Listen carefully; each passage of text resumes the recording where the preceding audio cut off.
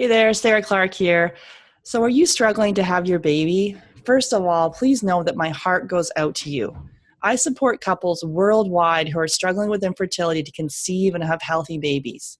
Women like Rita, who gave birth to her beautiful daughter after following my fertility coaching system. Or Danielle, who after 2 failed IUIs was able to get pregnant after a supercharger fertility discovery call with me. So here's how you get my help for free. So I offer a free supercharger fertility discovery call. And on that call, I'll create a plan with you that is going to help you fast track your success. So this call is not for everyone. And I'm really picky about who I get to speak with. And I have a strict but totally reasonable criteria that needs to be met in order for us to move forward. So here's who I can help. So first of all, you need to be able to explore your infertility diagnosis in a new light. So this offers for people who are open-minded, they're coachable, and if you can do that and want to double or triple your chances at the fertility clinic or get pregnant, awesome. So let's get on the phone and chat. Also, you must be an action taker. So someone who's committed to seeing results, you're able to follow directions. Don't worry, I'm not going to ask you to do anything bizarre. But if you're one of those people who like to consume a ton of information, but don't like to spend time implementing and seeing results, then the call's not really for you. So I only want to spend time with people who are genuinely committed to their own success. So just click on the link in the show notes and apply, or go to FabFertile, FABfertile.com, and click on the free consult. So it's a really short application that just tells me about your health, how long you've been trying to conceive, and how soon you'd like to be pregnant. So seriously, this is going to be the best time you've ever spent on your fertility. Looking forward to chatting. Talk soon. I would tell to tap into your lineage, your maternal lineage, and not just your lineage, but just the story of mothers in general. I would tell men the same thing, only obviously as a man looking at the paternal archetype in your family. Because I think that it's what's important is the storyline, and how that plays out in your life. Welcome to Get Pregnant Naturally, where functional medicine and natural fertility solutions will help you get pregnant and have your baby. Hey everyone, I'm Sarah Clark. My mission is to inspire, motivate, and empower you. Most of all, I want you to wake up. So with functional medicine, we can discover what causes infertility and eventually reverse the condition. Today, I'm welcoming Dr. Shawn Tassone to the podcast, and we're digging into how to balance hormones to optimize fertility. Dr. Tassone is board certified in obstetrics and gynecology and by the American Board of Integrative Medicine. He holds a medical degree in addition to a PhD in mind-body medicine. In his 20 years of practice, Dr. Tassone has seen over 40,000 women and is a highly regarded patient advocate. As an integrative health practitioner, Dr. Tassone believes that you should have an active role in your care. His work includes studies and publications on spirituality and medical care, whole foods to heal the human body, and integrative medicine. Dr. Tassone is featured in many publications, including the New York Times, NBC News Online, and Stanford MedX. Check out his website at tassonemd.com. That's TASSONEMD.com. And before we jump into today's show, don't forget to hit the subscribe button on iTunes or wherever you're listening to this to make sure you never miss an episode. Hey, Shawn, excited to have you on the podcast. Well, I'm very thankful to ask. Thank you very much. Awesome. Great. So I find that most people that do this kind of line of work have their own journey as to how they got here. So can you share your journey and how you came to do this work? The journey itself, gosh, that's been, it's one of those things. I think trying to decide to become a doctor was much easier than figuring out why and how I got where I'm at. But I would have to say that overall, it probably started for me right out of residency back in 2002. My mom passed away in 2001 from ovarian cancer, and I was 34, and she was young, 56. That really, being in the room with somebody that's passed away, and those that have never hospiced somebody, it's kind of hard to explain, but especially when it's a parent, and I'm the only child in the family. And so it was one of those moments where it was kind of just surreal, and I kind of felt like, there has to be more. It sounds very silly, but there has to be more than this. There has to be more than this body, because that body that's laying there in that bed, that's not what made my mom my mom. It looks like her and stuff, but that's just not who, the animated part. So that kind of sent me on a little bit of a journey, and I wound up in 2005 doing the integrative medicine program at the University of Arizona with Andrew Weil. Mm-hmm. And that was a 2-year program. But in those 2 years, there was a little 8-week seminar or 8-week module on spirituality in medicine. And it really kind of, it's embarrassing, but it kind of blew my mind. I was like, wow, I really didn't know that there was this whole spiritual component, because that's just not how I was trained in medicine. You know, it's more other things. And so then I went and got a PhD in mind body medicine because I like to spend lots of money. And but that part of my education, that PhD, was really, I think, more of my real personal journey. And so what I found was that I had all this education now. I had this MD, I had this integrative medicine training, I had this mind-body medicine stuff, and I had kind of evolved through the process, and I still continue to do so. But I needed to kind of bring it to real slowly at first by just kind of talking about chakras or whatever, and making sure people didn't run out of the room, and then really deepening my knowledge on herbs and other types of therapies, acupuncture. And so the way I do things now is I don't consider myself an expert in anything other than women's health. But what I do is I know a little about a lot. And so if I feel like I have a patient the other day who came in with, super stress, cortisol's through the roof. And one of the things I recommended for her was acupuncture. And I'm not an acupuncturist. I don't even pretend to be, but I have a person in town that I really trust that I send my patients to. And so that's kind of where my journey started and where it is. And like I said, to this day, I'm still kind of evolving. Mm-hmm. Yeah, that very open-minded sort of sounds like the love of learning. It's nonstop. And there's always something, something new on the horizon, Mm-hmm, mm-hmm. I do know. So we're going to dig into a typical fertility evaluation and what that would look like for women and men. And then we'll talk about what could be missed during that appointment. Because I think even the evaluation before we go to the fertility clinic, sort of those basic tests and health history and things like that. What are some things that we look at, and then we can talk about what are some things that we miss. So for starting with women. Well, I think the main thing for fertility is that you have to realize that by the time you get to the point where you're going in for an evaluation, I'm assuming that most people have tried for probably over a year, some more, obviously.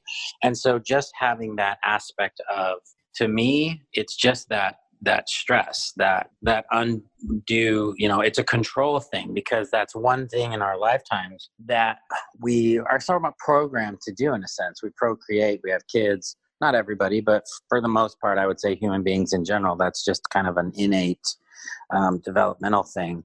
And you see your friends doing it, and they're, they're having kids left and right. And then you decide to try when it comes to your turn, and you can't. And you tend to have that self-blame, that wondering what's wrong with you kind of a thing. And you really get so focused on yourself and on what's going on in your life that I think you can kind of go a bit overboard. And so I think the initial part of an evaluation should be self-reflection, first of all, and really trying to see how this desire, this journey for you has kind of turned a little bit stressful, because I think that can be counterproductive and, easy to say, but that's why I think acupuncture works really well in fertility, is because it brings your stress levels back down. So for a female, I think it's more looking at how this journey has affected you, and then kind of looking at it from the aspect of who the maternal roles are. I always say to women, it's probably interesting, and I would tell guys the exact same thing, except for a little bit different, would be tap into the maternal archetype in your family, or whatever aspect you have. If you have a mother that's still around, or a grandmother, or older sister, aunt, or even if you just have a mom's group, really tapping into that archetype, because I think there's a lot to learn from women that have gone before you, whether or not they've gotten pregnant. There may be a lot of knowledge to be garnered by women who haven't gotten pregnant. maybe they didn't want to get pregnant. There's a power in that as well. And I think that it's just kind of one of those things where I would step back from it and try to detach from the results, because I think in our culture we're very result oriented people, and it's almost like we keep score, like, well, they have 4 kids and I have no kids. And so it's really just, I think, step back, assess your situation and see kind of where you're at, and then try to look at the maternal archetype in your family and see if you can tap into that. And that's easy to do in a sense if you have a stable family. And I was going to say it's free. I mean, it may not be emotionally free, but it's free in the sense that it's not something that's going to cost you a lot of money to do, like a fertility evaluation will. And you mean more as far as looking at aunts and sisters and mothers and sort of seeing kind of their, as far as when they got pregnant or menopause or their period, like that kind of thing? Is that what you're talking about? Yeah, at any stage of life, per se. I even tell women to do that, especially that are estrogen dominant. So women that have too much estrogen around in their bodies, I think that they can benefit, because that's an archetype for me that I call the queen, because estrogen is a female hormone mostly, and queens are, a very powerful archetype. And so tapping into the women in your life, I think, is very powerful, because I think mainly of what I would consider the stories. I would tell to tap into your lineage, your maternal lineage, and not just your lineage, but just the story of mothers in general. I would tell men the same thing, only obviously as a man looking at the paternal archetype in your family. Because I think that it's what's important is the storyline, and how that plays out in your life. It may be that, like in my family, looking at the maternal, it's funny because when people ask me why I went into OBGYN, what I found during my journey was that I did what's called a genotype, which is where you write down squares for men, circles for women. And I did a 3-generational genotype, and you're supposed to do it for disease processes like cancers and things like that. I did it for relationships. And when I put the genotype up on a board and looked at it for 4 generations in my family, and I'm not making this up, every single maternal bond in my family was conflicted. And when I looked at that, I'm trying to figure out moms and babies, maybe to heal some ancestral wounds in my own family. I'm trying to figure this out. So I think there's a lot that can be garnered from looking back at your family story. And really taking this more from a relationship side of things too, is sort of seeing, like, looking at the story, as you say, and sort of what's been passed on generation to generation. And think about it, when I had my spouse and I, when we were trying to have a child, we had to go on Clomid, and which is the basic kind of fertility medication, but to help ovulate. And I remember being in a hotel, I think it was a Super 8, and we were having probably one of the worst arguments of our marriage. And all of a sudden she looked at her watch and said, "Oh, we have to have sex." And I was like, "I don't want to have sex."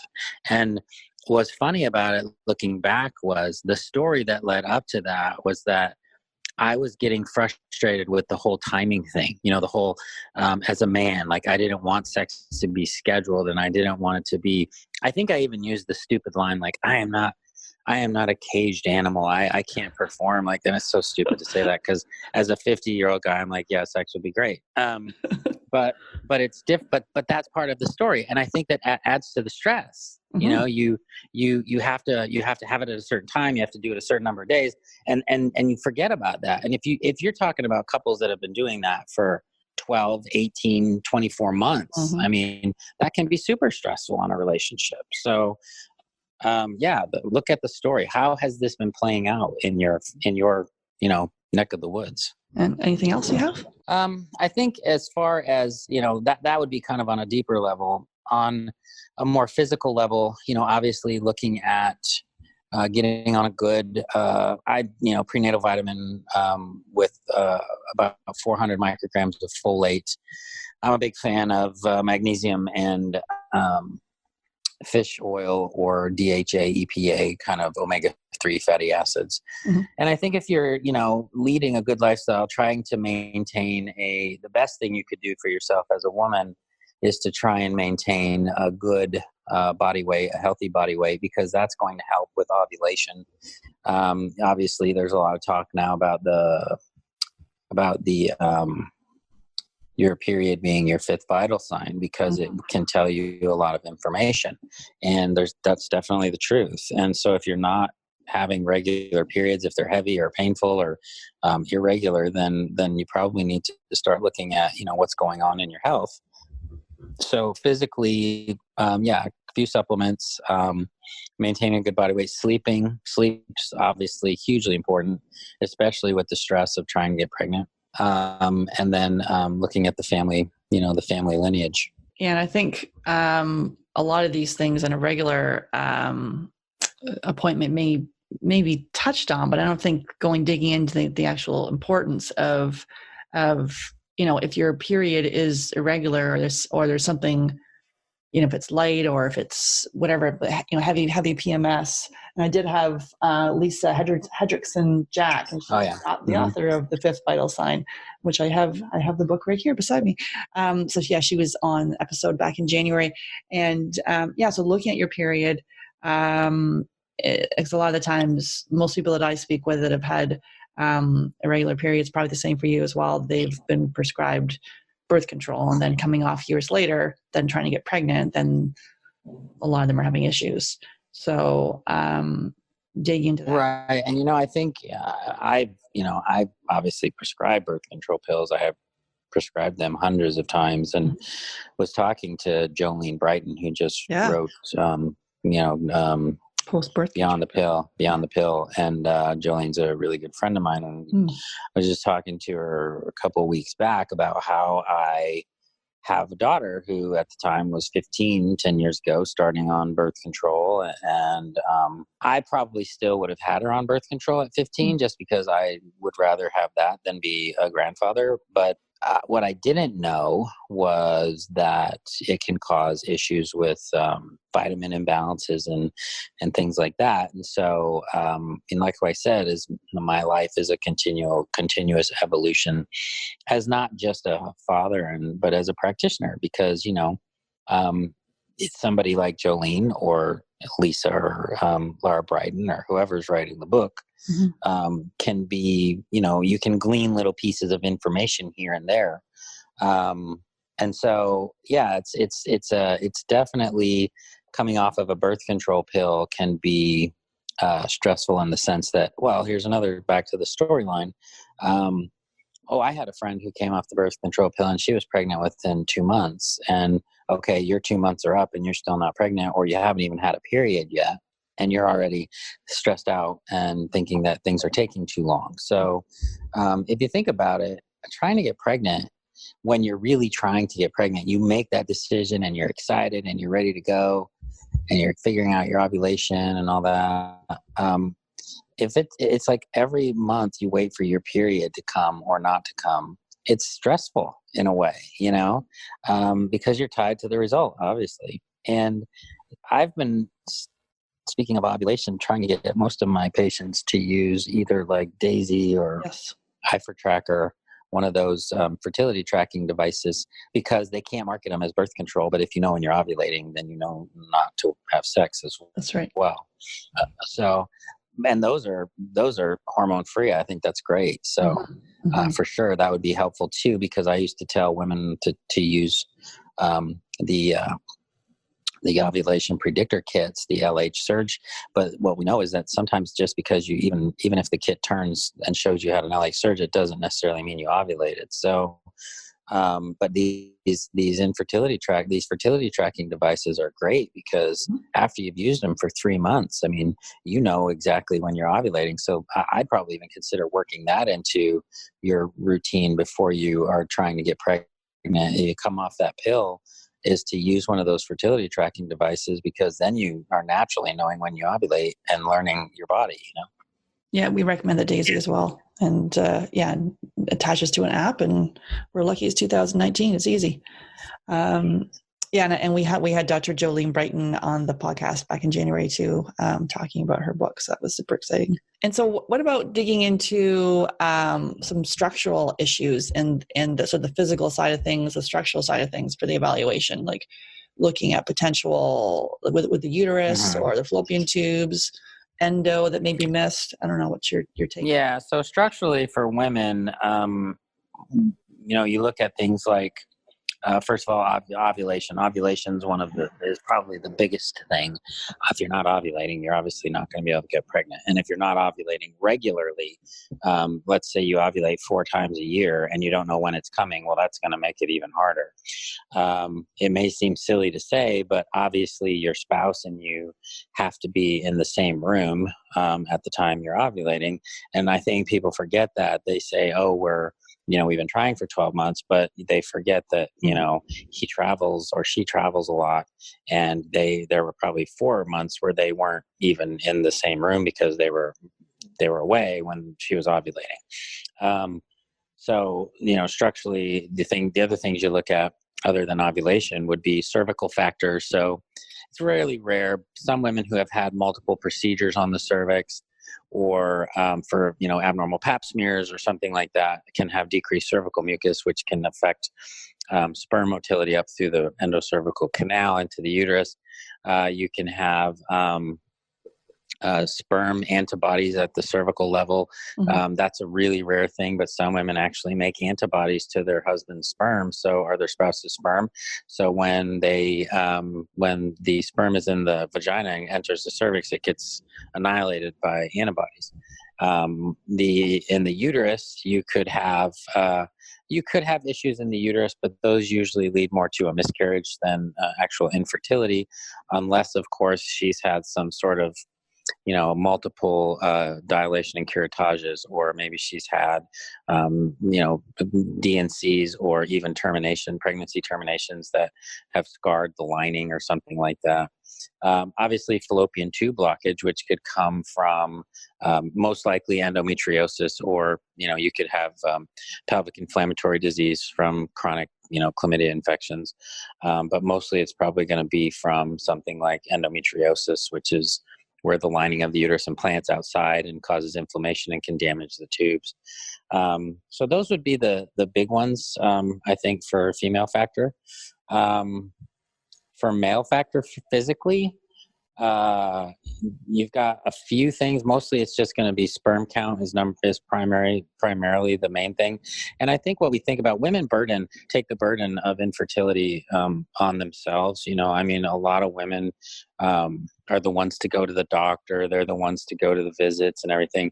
The reality is male factor fertility is the same. It's like 50-50 almost, So, and it's so easy to get a semen analysis. Most guys cringe at the thought. But I think it's not because of the actual act of doing it. I think they're actually secretly worried that they might be the problem. Yeah. And for a man, I do believe, I was in the military for 4 years, and I've seen this firsthand, where that machista kind of attitude that, well, it can't be me, my sperm are fine. I think that for a guy to feel like he might have a problem with his sperm is just emotionally too hard to handle. They don't want to know. But if the couple comes in, that's the very first thing I do is order a semen analysis. And then there's crazy things that can happen, like you can have issues where he could have a normal semen analysis, but the cap on the sperm don't break down, so it doesn't allow it to go into the egg. That's a really rare thing, and that would be something that would probably be months and months and months into a fertility evaluation. But that's where I would start, would be, semen analysis on the male, and then for a woman, making sure she's ovulating every month. And if she is, and his semen analysis is normal, then it might just be a timing thing. And I think we would probably consider trying to really use a device like a Daisy or something, where we can really know for about 6 good months that they've tried when she's actually ovulating. Okay. So, and what about looking at motility or DNA fragmentation? Would you look at it at that stage, or? Well, that would be like DNA things. Motility would most likely come with just a basic semen analysis. That is one of the things they report on, is the motility of the sperm. So you could get kind of a basic evaluation from that. What I think wouldn't the genetic aspects of it would be more rare. I mean, I have found some patients that have had genetic issues in the sperm, but that was after, by that time you've probably already kind of gone the distance with most of the other treatments, because that genetics is always going to be kind of at the end because of the costs involved and the rarity of it, that they're not going to want to spend your money on stuff like that if they don't have to, especially if it's going to be such a rare finding. Mm-hmm. Okay. And then, so if a couple has been trying for over a year or over 35 and they've been trying for 6 months, so before going to the fertility clinic, we talked about some steps here a little bit before about body weight, looking at your period, sleep, and the sort of your ancestral type there. Anything else that we can talk about before? Because I think a lot of people and we talked about kind of that panic that people get into. And then they rush off to the clinic, which there's other things they can do. Like, to me, going to the fertility clinic is the last option, not the first. Yeah, I mean, and the real interesting thing is I don't even know at this point if I would make the OBGYN a stop, because most OBs are so busy with pregnancies. They're seeing 40 to 50 patients a day. That they've got so many other things to see a fertility patient on the schedule, because fertility takes a lot longer to deal with. You need to spend a lot of time with people, that it's probably not going to be very fruitful in my opinion. And I'm not saying that because I'm down on my colleagues. I just think time-wise, you're probably not going to get the time that you need from that. Mm-hmm. So I would probably consider, like in my town here, and probably in most metro areas now, there's great teams of acupuncturists that really focus on women's health. There's a group here in town, that's all they do. And so if it was my patient that came in, or she called me and she was having an issue with fertility, or she wanted to maximize her fertility, I usually recommend that if they're starting, they go see Chinese medicine or an acupuncturist to just get started right away. I think it's a great starting point. I think it's healthy. I would consider a lot of self-care options, and to tap into, in my opinion, tapping into maybe the energetic aspects of health, meaning acupuncture, essential oils, massage, body therapy. That's going to be important for health, self-care. You add in this day and age, it's different than it was 30 years ago when I was, having kids, or, kind of at that point in my life, 25 years ago. And so, I didn't really think about it. I just figured, we're going to get pregnant. I think because women work a lot now, men work a lot more now. We kind of have dietary issues in many cases. That might be changing a little bit. But yeah, to get back to the healthy mind, healthy body connection, doing anything that can get you more into self-care and kind of outside of your head would be beneficial, I think. So if a couple's been as a year or 6 months, basically the first step at that stage is to really dig into the mind body self-care, using I guess there's acupressure, there's ear seeds that they can do at home if they can't go to an acupuncturist.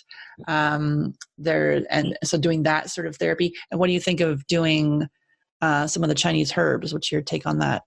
Yeah, I mean, I think so. There's differences, acupuncture and Chinese medicine. You can find practitioners that are trained in both. You want to go find somebody that really has that training, that's done the school. Like in my in Austin here, there's a school of acupuncture and Oriental medicine, and you can go to. They have classes at night where you could for patients to go and listen to lectures, and so you can learn a lot more about that. But definitely, yeah, I use Chinese herbs. I have a friend who's actually, you may know who she is, Natalie Kringoudis. She's she's probably my best friend.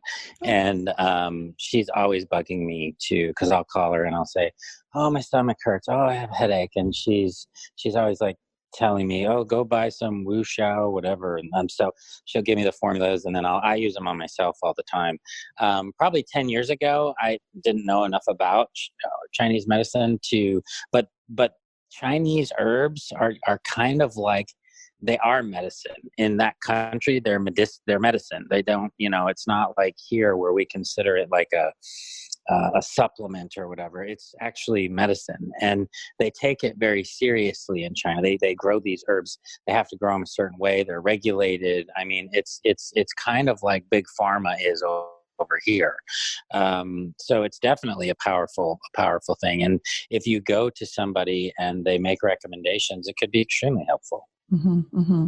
But as a first step, you're saying more of the acupuncture and self-care, energetic, energy work and essential oils, and then potentially looking at, as you say, some herbs. Yeah, and like I said, with the tapping into that maternal archetype, you might be able to find other women that you're friends with or in a group with or whatever who have had a similar problem that live in your area that might be able to make some referrals. Like, hey, I saw this person, they're really great. I mean, they understand what they're talking about. They know the system. So there's that aspect of it where you can definitely probably tap into your support network and get recommendations. Yeah. And then at what point would you say, okay, it's time to go to the fertility clinic? Well, I mean, I guess that's probably going to vary from patient to patient.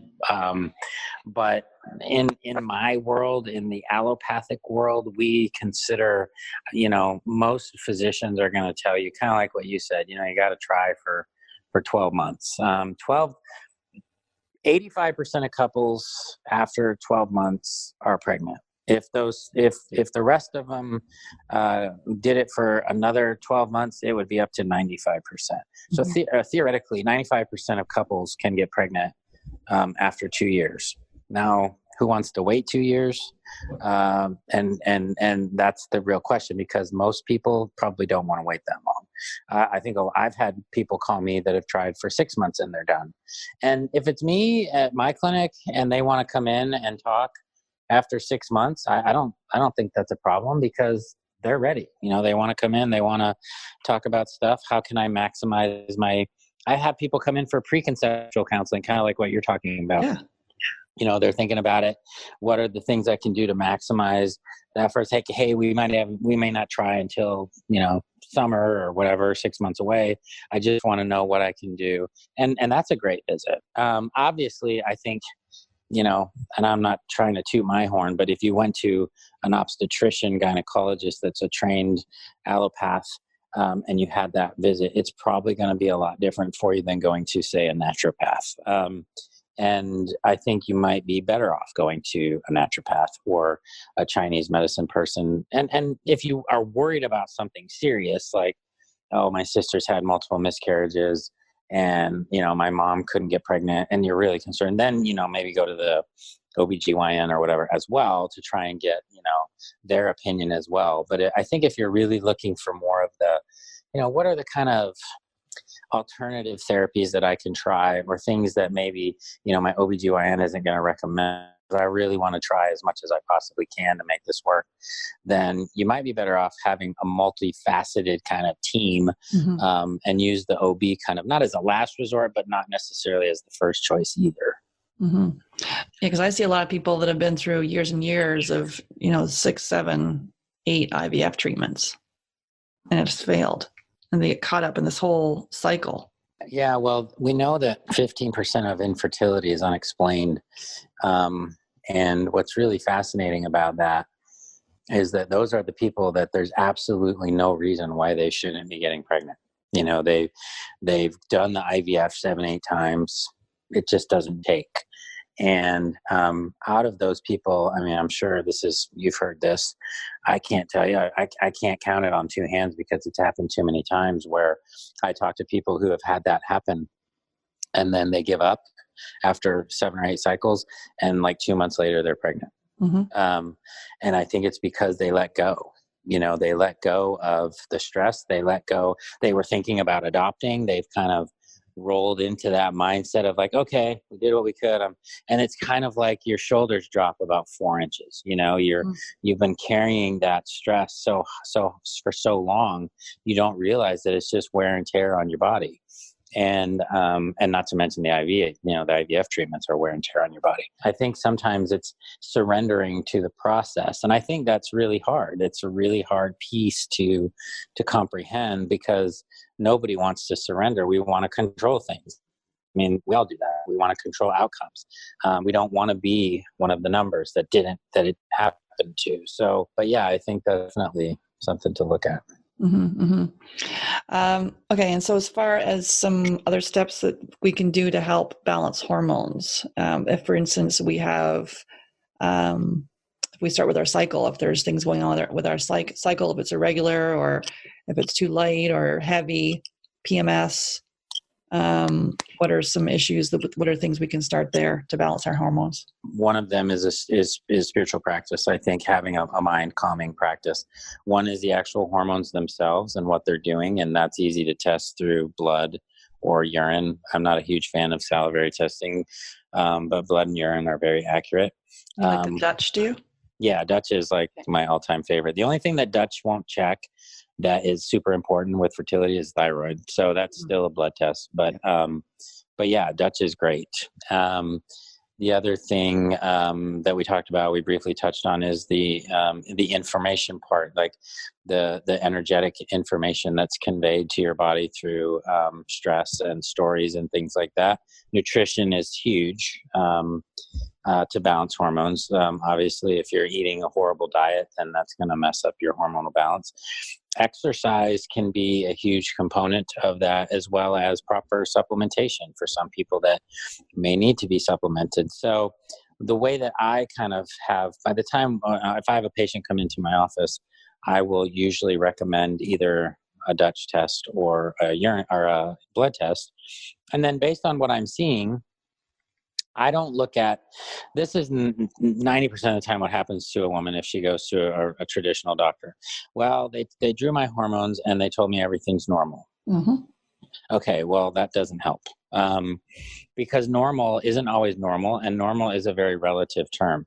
So I don't look at hormones based on if it's in the normal range or not. I look at what's going to be optimal, what are your symptoms, and then can we make things a little bit better? And thyroid is hugely in that zone where you might be. I had a patient the other day. Her lab test was normal. Her free T3 was normal, but it was in the 10th percentile. Well, if you were going to take an exam, would you want to get a 10 or a 90?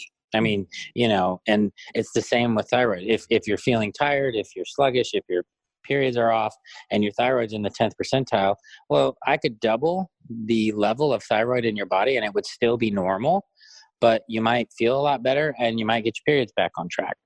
With estrogen and progesterone, which are the two biggies for cycling, I like to see those ratios as a ratio, not necessarily what's normal. Your estrogen could be 300, which is normal, and your progesterone could be 0.3, which is normal, but that's a horrible ratio. That's like that's a 1,000, 3,000, or 1,000 to 1 ratio, and I like to see it at a 10 to 1 ratio.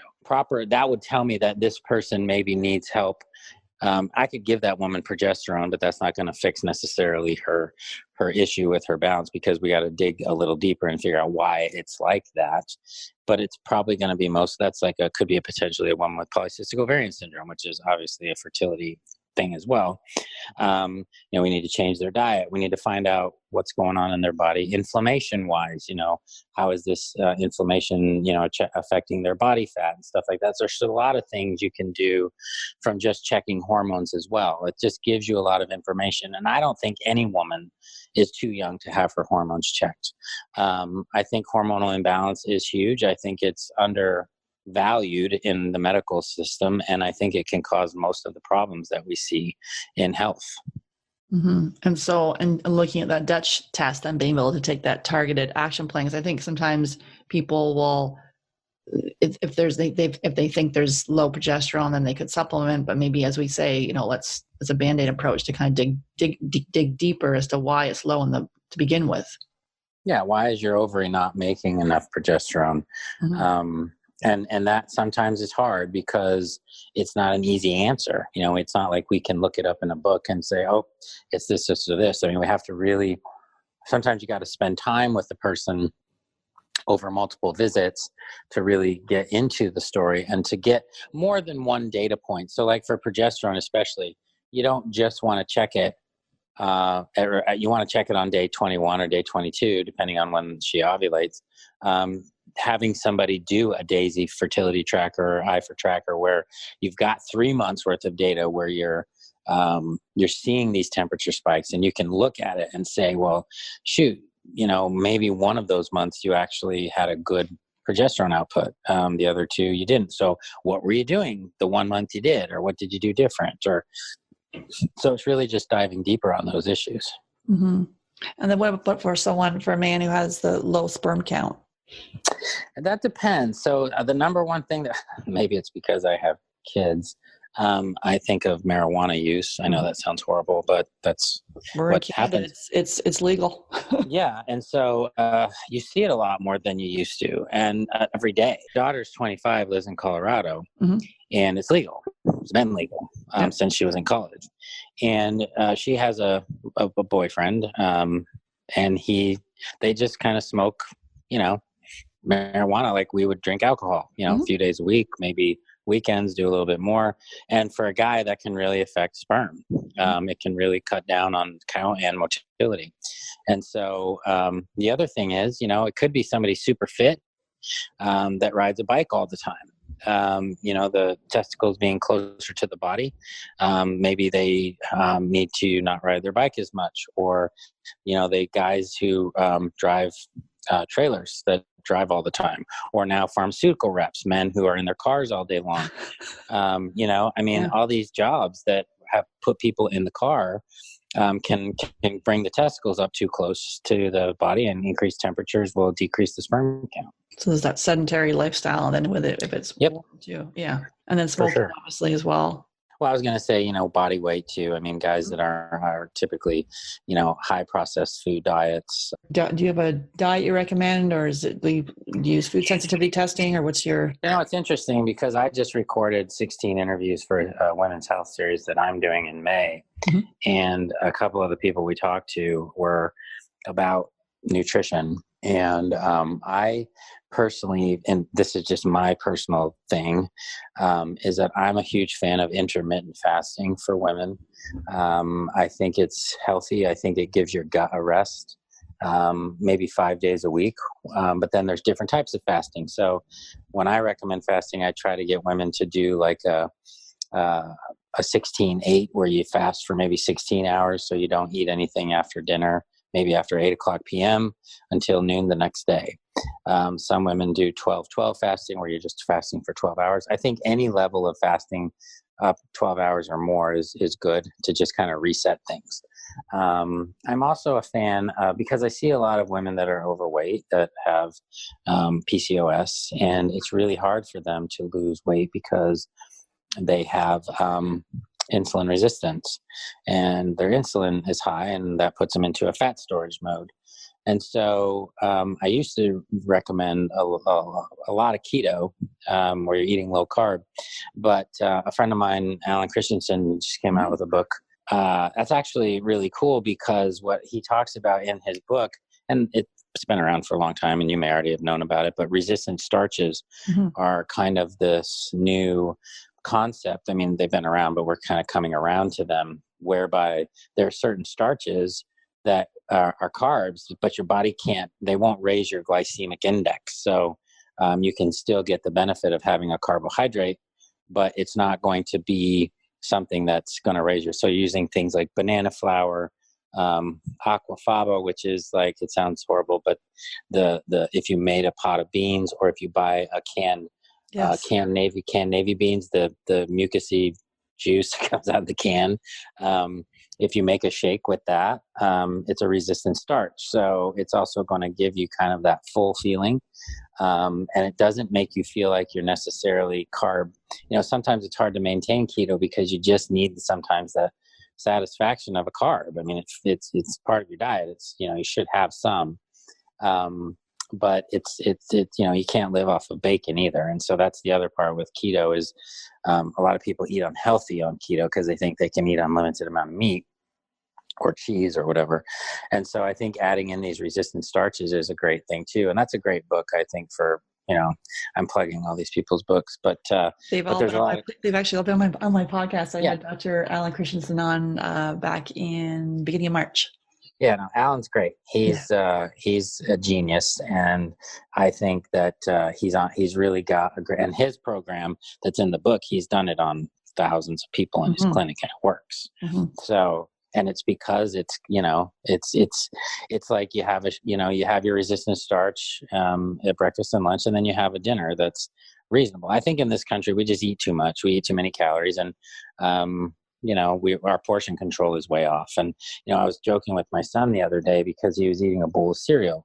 And I said, how many calories do you think are in that cereal? And he looked on the box and he's like, oh, it says 180. I said, yeah, that's for a fourth of a cup. So we measured out what he actually had in the bowl. 2 cups. Oh yeah, it was 4 servings. Yeah. So, and so with milk, I mean, we're looking at 720 calories. Well, we don't think that in our brains. I certainly don't. I grabbed a handful of peanuts the other day. I think one thing everybody should have in their kitchen is a food scale. I grabbed a handful of peanuts just walking by, I was in the kitchen. I'm like, oh, peanuts are good. It's not going to kill me. And I thought, well, hang on, let me just weigh this out because it was 190 calories and I had this handful. I had 3 servings in my hand. Yeah. So it's like, I just put them back. I was like, yeah, I'm not doing that. So, and who knows, I would have gone by twice that day and maybe grabbed 2 handfuls, and thinking to my brain, oh, I haven't eaten much today. Right. Yep. And I think we do that all the time. I think we do it all the time. It's one thing to have a big plate of pancakes and go, gosh, yeah, I shouldn't have eaten that. But it's just, our foods are so calorically dense. We're just eating too much of it. Yeah, I got the book, The Clean Plate, Gwyneth Paltrow's new book, and she had in there the little recipes for. She's using the liquid on top of the chickpeas to make all sorts of. She was making all sorts of dips and like really cool dressings and stuff with it. And I think she put it in a pat. I don't know what she was making a lot of dips and dressings with it. So that was kind of neat. But and I guess with the intermittent fasting too, because a lot of times we think we need to have breakfast as soon as we get up, and I've just heard people talking about, well, wait a minute, just wait until you actually feel hungry, not until you get that hangry. You've gone too far, but see how far you could go in the morning without eating something, and you haven't reached that part of like the the insulin spike or stuff. But and you have to play around with that a little bit because I think each person's different.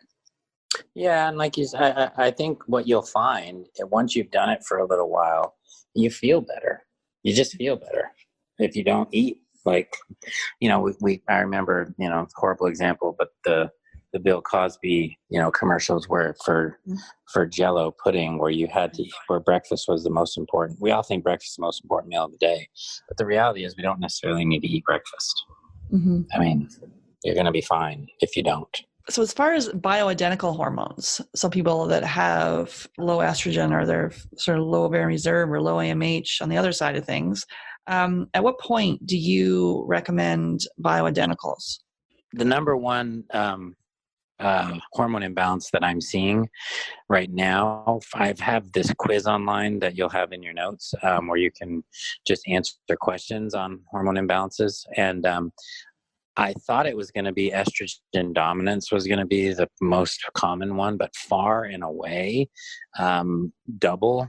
The next closest one is testosterone deficiency. And it's rampant because of birth control use. I think because of obesity and some other things that women just have low testosterone. So I will prescribe testosterone, bioidentical testosterone in women in their 20s. Some women that have PCOS may need progesterone for a while, not forever, but to just kind of get things back on, to clean the lining of the uterus out. and so I'll use bioidentical hormones in almost any age group. Now, are you working on gut health and doing that sort of things first, doing a Dutch test? Like, how are you, when do you bring it in? So part of my clinic, because I still take insurance, that's kind of, I always have. I try to do what I can with people so that everybody has access. Mm-hmm. I can't do everything, obviously. So I have friends in town like Ann Shippey and a couple other functional docs who, once I kind of do the base, we kind of go back and forth. So they'll send me patients that they've worked up that might need hormones or hormonal issues. And then I'll work patients up that have hormonal issues that then I want them to kind of work on, food sensitivities and GI tract stuff. So I don't think one person can do it all. Mm-hmm. And so I refer out a lot for that. Mm-hmm. And as far as the bioidenticals, is there any ones that you prefer, or like what's your, how do you do it? Well, bioidenticals can be given in multiple modalities. You've got topical creams, you've got sublingual troches, you've got capsules, some vaginal suppositories, and then pellets, which I hate to mention because I hate pellets, but they're out there too. I think that I usually will start with creams only because topical estrogen is much better for women than oral estrogen because it doesn't break down as much into your carcinogenic forms like your 4 and 16 methoxyestrones if you take it topically.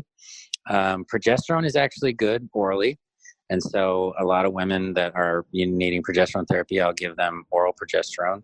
Testosterone obviously has to be compounded. There is no FDA-approved testosterone replacement for women, which is fascinating because there's about 10 for men, and there's none for women.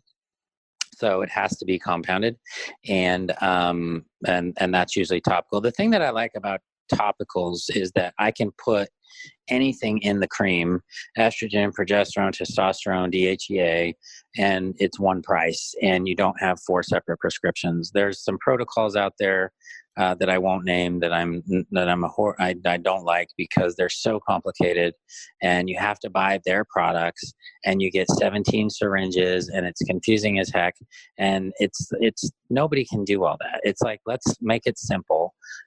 Let's make it so that it's easy to use and so people get results. And I think if you come upon something that is so complicated, it's hard to do, then get away from it and do something that's easier to understand. And as far as before you went to bioidenticals, would you look at any kind of herbals, or you'd go straight to bioidentical? It depends on what's going on with them.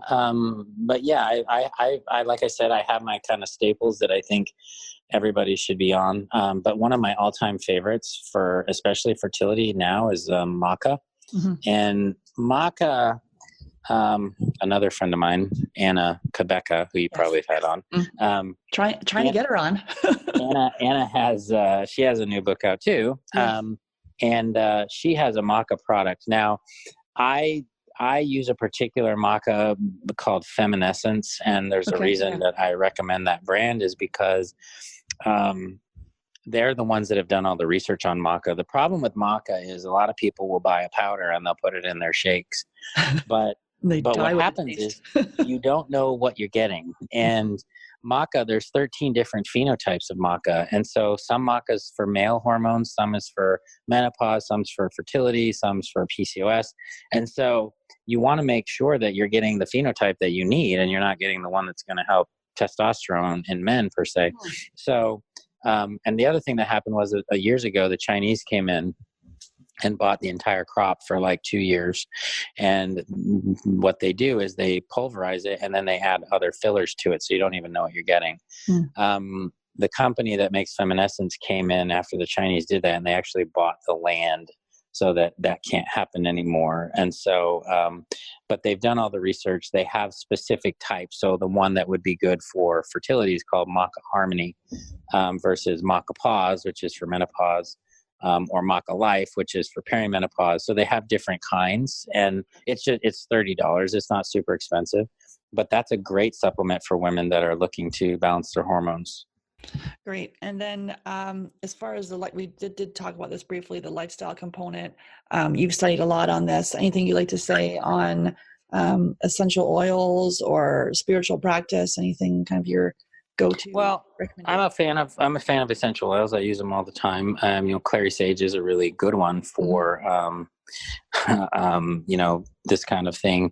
And probably somebody else you've had on your Marisa Snyder. Yes, I did. Yeah, you can tell we're all in the same group. I think so. Yeah, we're all friends. And Marisa's book is like the Bible. I mean, Mhm. I actually, call her for stuff like this all the time. Even for my boys, like, hey, my kids are studying for a test. They've got diffusers in their room. Yeah, What would you frankincense. recommend? Yeah. So, we've got frankincense going. I'm a huge fan of amber oil and, peppermint and stuff. So we use all those. And actually, some will even put in a couple of drops of water in and we'll drink it.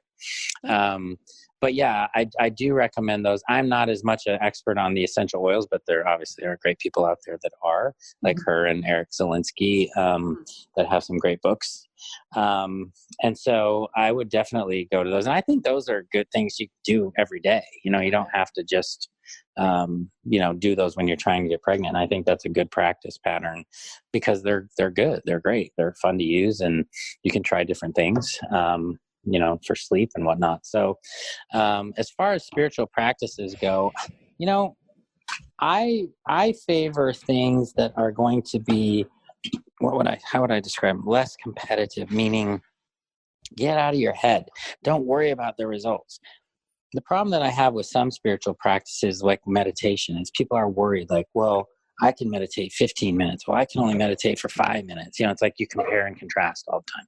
And it's like, we do that as human beings, I think. And I think that can make things worse. So I would say just go outside, walk.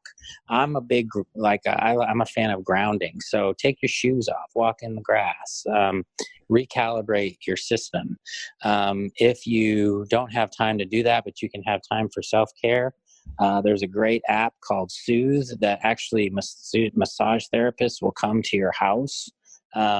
So if you didn't know you wanted a massage, but you've got like 3 free hours because the kids are going to a movie, use the app, have somebody come do a massage, at your house. You don't even have to leave your house.